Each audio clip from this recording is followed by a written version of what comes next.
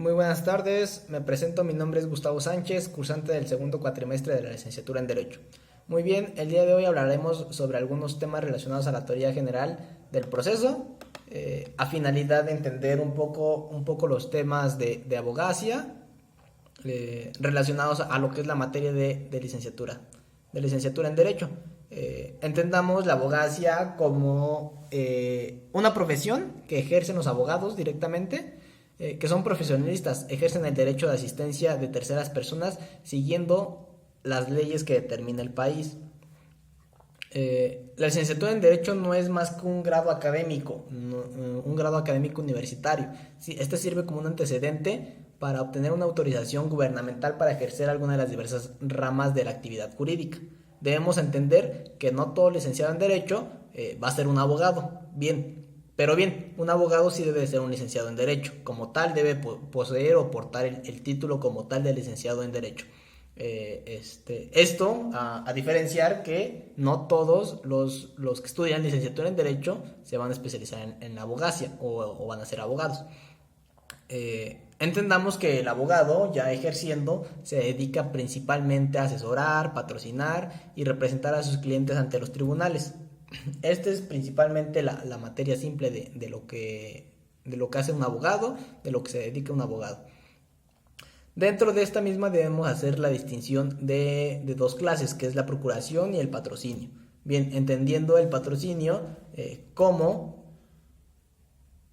una limitante. ¿Por qué una limitante? Bueno, en el patrocinio el abogado se limita simplemente a asesorar, aconsejar, orientar, guiar, acompañar a diligencias, actos procesales, a su cliente, además de que habla por él dentro del tribunal o ante el tribunal. También conocido como abogado patrono, este abogado patrocinio, abogado patrono, nunca puede actuar solo, se limita porque no puede actuar solo, siempre lo hará ante la presencia de la parte en un sentido material, en este caso el cliente, acompañándola y asesorándola nada más, no puede hacer una actuación propia de determinar que esté bien, que esté mal, sin la autorización y sin la presencia de su cliente en sentido de materia. Esto lo diferencia claramente de la procuración. Como tal lo dice, considera como una intervención mayor. Esto implica que el abogado no solo asesore y aconseje o acompañe a la parte o al cliente, sino que actúe por ella. Digamos que funge como una parte formal, es decir, en rigor representa a la parte y actúa por ella. Esto hace referencia a que en el tema de patrocinio, el abogado simplemente da un seguimiento, da un asesoramiento y da acompañamiento. En el tema de procuración, además de hacer todo esto, el mismo abogado hace parte formal, procura el beneficio propio de su cliente y determina o puede actuar por ella sin la presencia de su cliente como tal,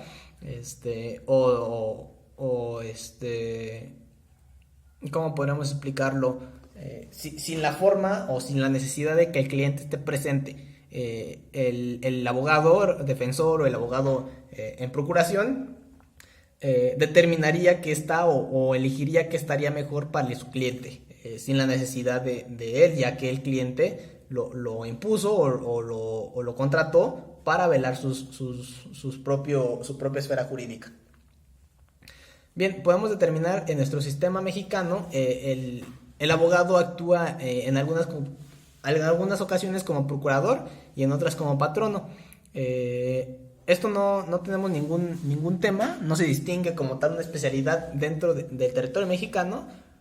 Hago énfasis del territorio mexicano porque, por ejemplo, en España podemos determinar o podemos ver que ahí sí hay como tal una especialidad para abogado patrono, abogado procurador. Ahí sí hay una una profesión como tal enfocado a un abogado patrono, un abogado procurador. En el caso del sistema mexicano no existe como tal, simplemente el abogado puede actuar en ocasiones como procurador y en otras como patrono. Bien lo decían, no hay una razón suficiente para crear una profesión que busque clientes y otra que realice el trabajo jurídico. Simplemente el abogado busca la defensoría de su cliente.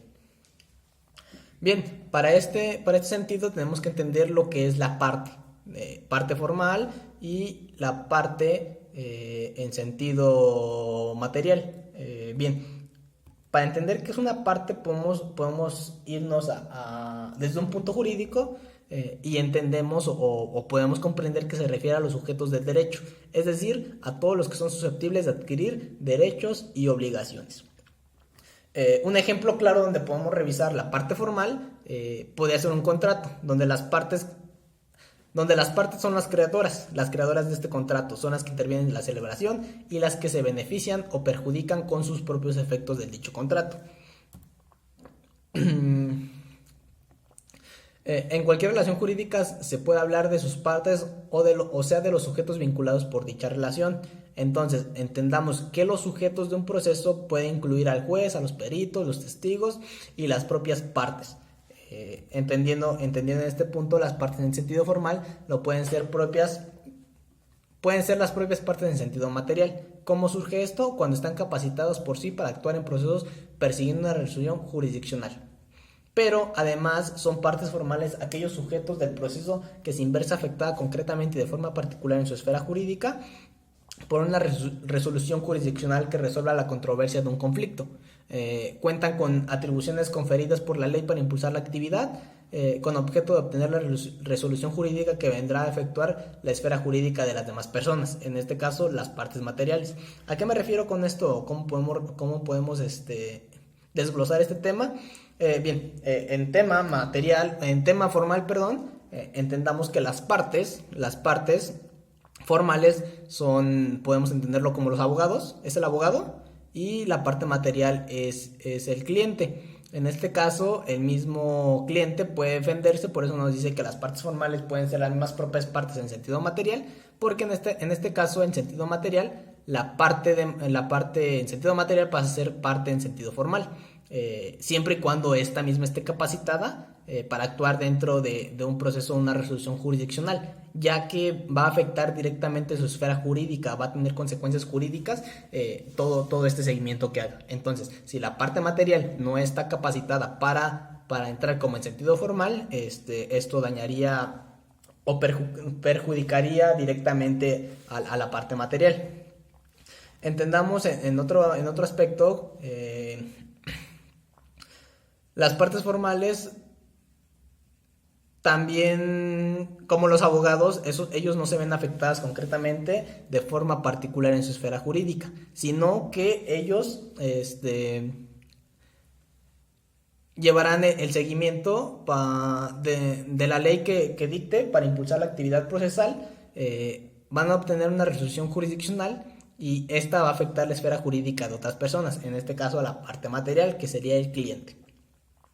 Entendamos parte material. La parte material se refiere al sujeto de nexo material o de fondo que está por debajo del proceso. Esto quiere decir aquella persona a la cual el resultado del proceso puede influir en su ámbito jurídico de forma particular y determinada. Esa afectación del ámbito es la esfera jurídica de la parte material para construir en una ampliación, una restricción o una mera medida de protección o conservación de dicho ámbito o de esfera jurídica. En parte material, en términos más coloquiales o más sencillos, podríamos entender lo que es la persona o es el cliente. En este caso, él se va a ver afectado directamente en su esfera jurídica y todas las decisiones que la parte formal va a defender van a tener acciones jurídicas que él va a tener que absorber. Por eso decíamos anteriormente que la parte formal puede ser igual a la parte material, siempre y cuando ésta esté preparada. Porque podemos entender que el defensor puede ser entre un ejemplo claro, deudor y acreedor. Entonces, el mismo deudor se va a defender porque él está capacitado para defenderse del acreedor, de lo que demanda el acreedor. Entonces, en este tema, en partido, el deudor va a ser parte material y va a ser parte formal. Va a ser parte formal porque él mismo se va a defender y va a ser parte material porque todo ese seguimiento que dé va a tener repercusiones jurídicas dentro de su misma esfera jurídica. Entonces, van a afectar directamente a él. En caso de que sea deudor, acreedor y exista un tercero que sea el abogado que defienda al deudor, El abogado va a ser parte formal y el deudor va a ser parte material. Simplemente con esas dos distinciones. No habría ninguna tercera. Muy bien, para dar seguimiento al tema debemos entender la capacidad,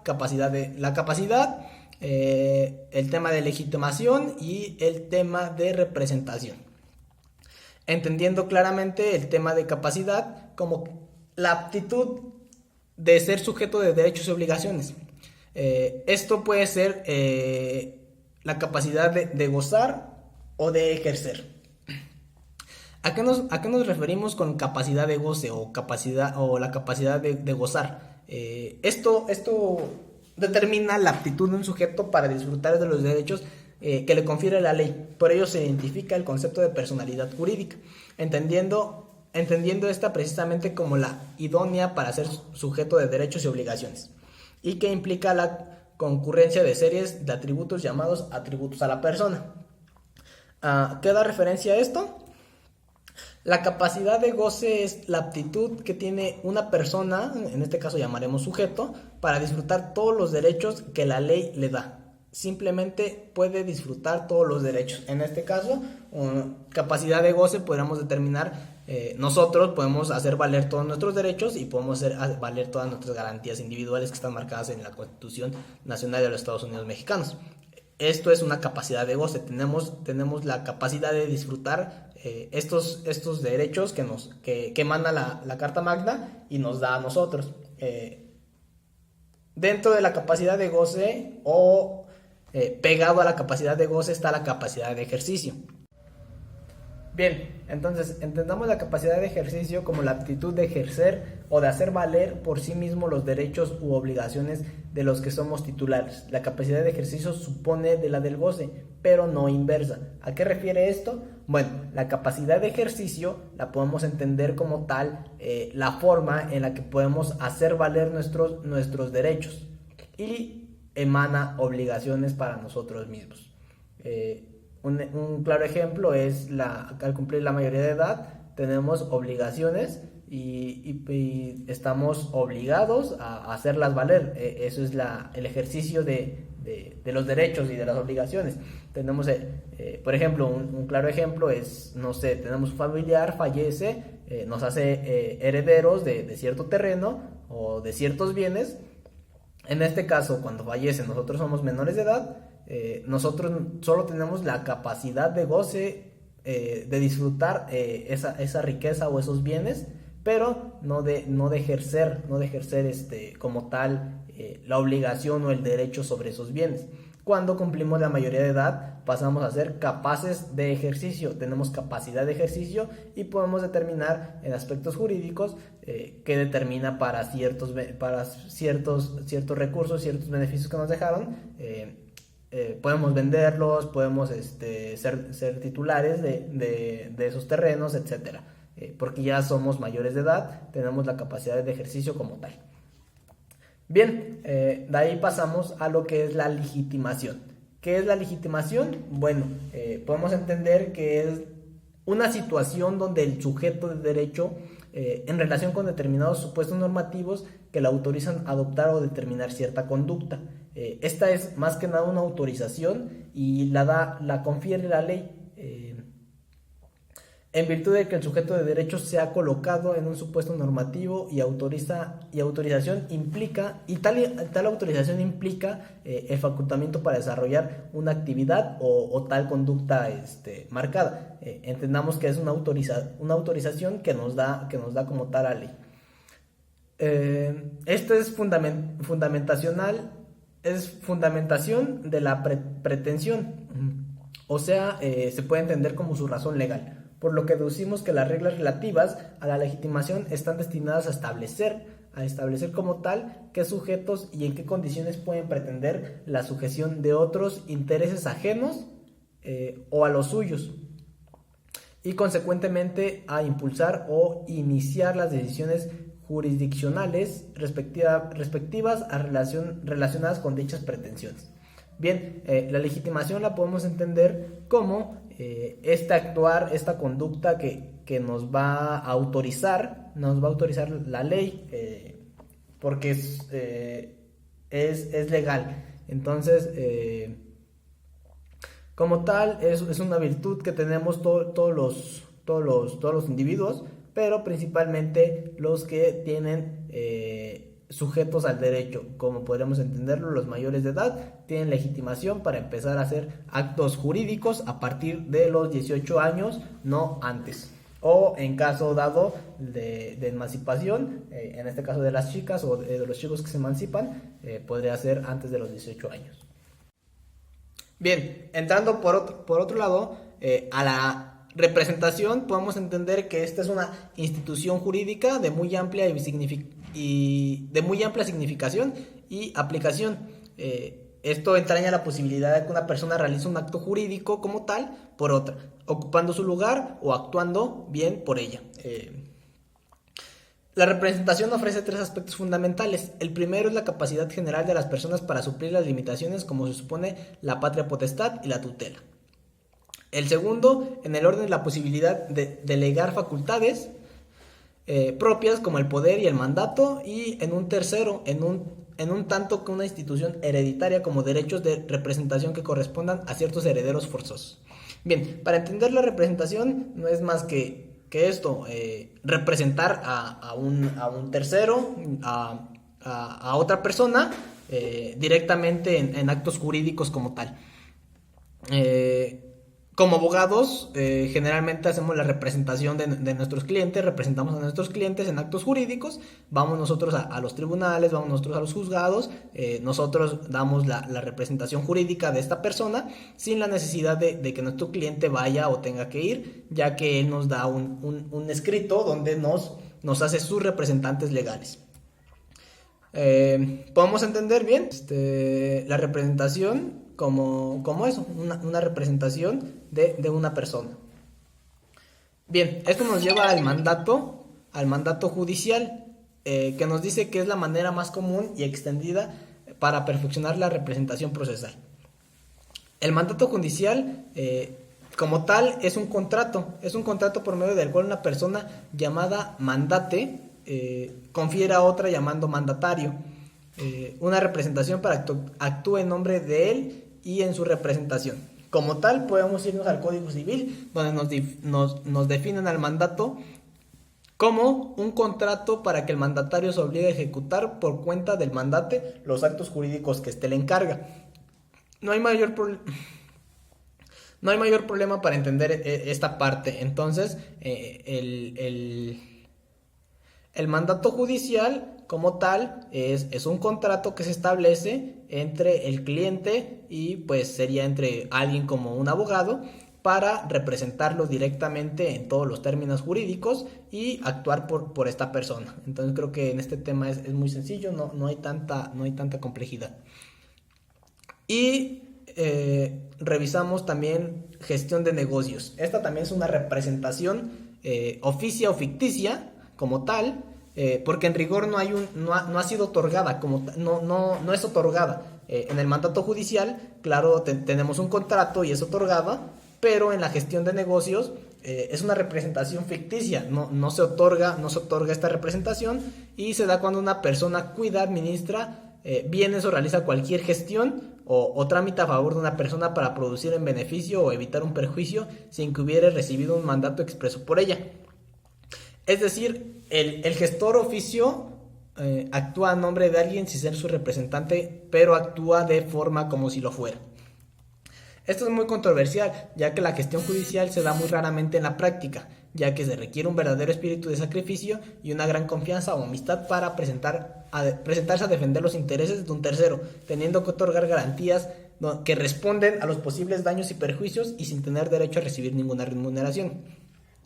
¿Por qué decimos que es una práctica que casi no se ve o muy raramente? ¿O por qué decimos que es un sacrificio o una gran confianza o amistad? Bien, esta se da porque la gestión de negocios no es otorgada. Esta simplemente se da por mera, ¿cómo podríamos llamarlo? Carácter moral, donde se defiende a una persona que no pudo llegar a su sentencia, que no pudo llegar a su juicio, y un tercero se impone, se interpone por ella y actúa de forma pues meramente moral para buscar un beneficio de esta persona tercera.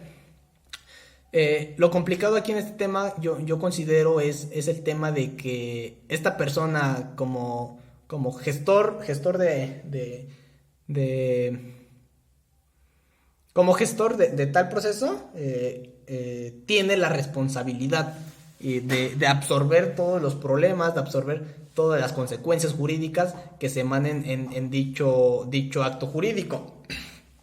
Por eso es que es muy raro que se dé esta práctica, y pues la verdad es muy controversial en muchos aspectos, ya que esta persona jamás recibe un pago como tal, y además de que es responsable de ofrecer remuneraciones y pagar los posibles daños que se den, aun cuando esta persona entre en gestión judicial para defender a una tercera que no pudo hacerlo. Bien, y con esto llegamos al último tema, que es terceristas en el proceso y terceros. Bien, primero tenemos que entender la característica de los terceros. Podemos entender que estos intervienen en el proceso colaborando en el desenvolvimiento de los actos del mismo, pero sin que esencialmente se afecte su esfera jurídica, pues precisamente son esos, terceros ajenos a la relación sustancial del litigio o del debate. Bueno, como tal, los terceros, pues, intervienen dentro de un proceso, pero solamente para su desarrollo, aportando, no sé, pruebas, aportando alegatos, aportando asesoramientos, etcétera. Pero como tal no son los responsables de absorber este tema jurídico que emane, no afecta su esfera jurídica. Ellos no son responsables, no tienen responsabilidad jurídica como tal de la sentencia. Un ejemplo característico de estos terceros ajenos a la relación sustancial, podemos entenderlo como algunos particulares del juzgado. Por ejemplo, pues como lo decíamos, un testigo, un perito, el mismo abogado, un procurador, un patrono. Para entender el tema de terceristas en el proceso, debemos de identificar tres tipos, que es excluyentes de dominio, excluyentes de preferencia y coayudantes. Bien, estos son sujetos que se insertan en relaciones procesales previas. De acuerdo con la reglamentación legal respectiva, estas tercerías pueden ser de los siguientes tipos.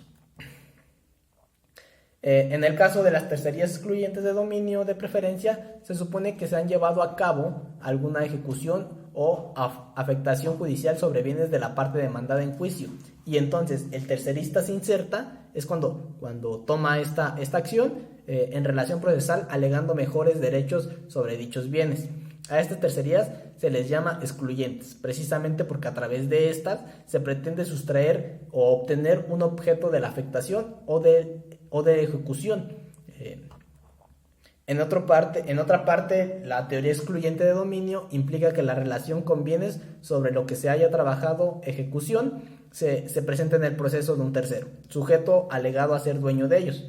Al respecto de esto, él deberá probar plenamente la propiedad de dichos bienes, y si llega a hacerlo, el tribunal debería levantar el embargo que haya sobre ellos o sobre tales, y debería de dar el ordenamiento que sean devueltos de inmediato a este tercero, que es de dominio, excluyente de dominio.